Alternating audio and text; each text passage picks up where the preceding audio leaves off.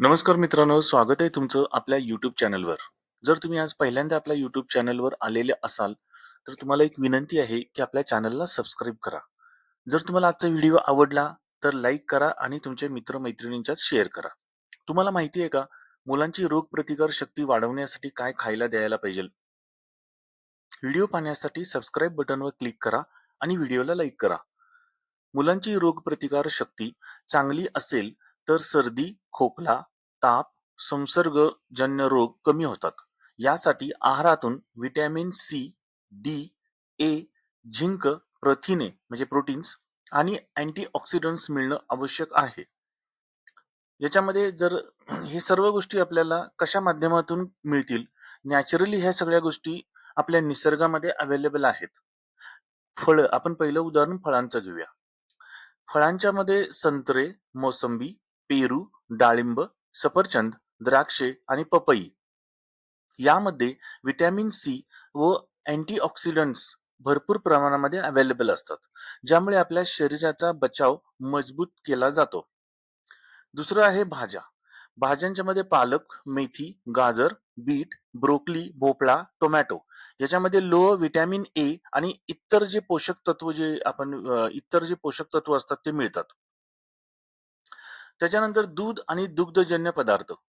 दूध, दही, ताक, पनीर याच्यामध्ये कॅल्शियम आणि प्रोबायोटिक्समुळे आपली हाडं मजबूत होतात आणि त्यामुळे पचन सुधारते.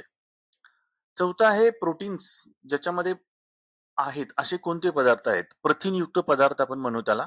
त्याच्यामध्ये डाळ, मूग, हरभरा, राजमा, कडधान्य.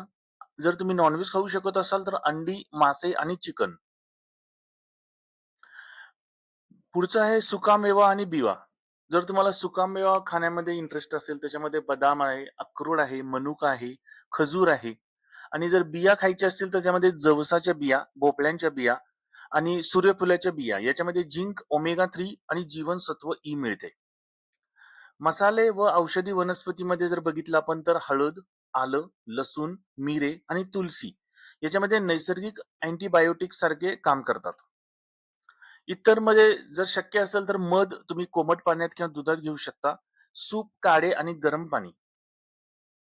कोणते पदार्थ तुम्ही टाळले पाहिजेत, जे तुमच्या शरीराला हानिकारक आहेत, की ज्याच्यामुळे आपली रोगप्रतिकार शक्ती कमी होऊ शकते? असे पदार्थ आहेत जास्त गोड पदार्थ, देन कोल्ड ड्रिंक्स, त्याच्यानंतर एनर्जी ड्रिंक्स, पॅकेज्ड ज्यूस, जास्त तळलेले व जंक फूड, ज्याच्यामध्ये पिझ्झा वगैरे ह्या सगळ्या गोष्टी येतील. त्यासोबत आईस्क्रीम सुद्धा कमी प्रमाणामध्ये खाल्लं पाहिजे तुम्ही. थंड पेय कमी प्रमाणामध्ये घेतले पाहिजेत.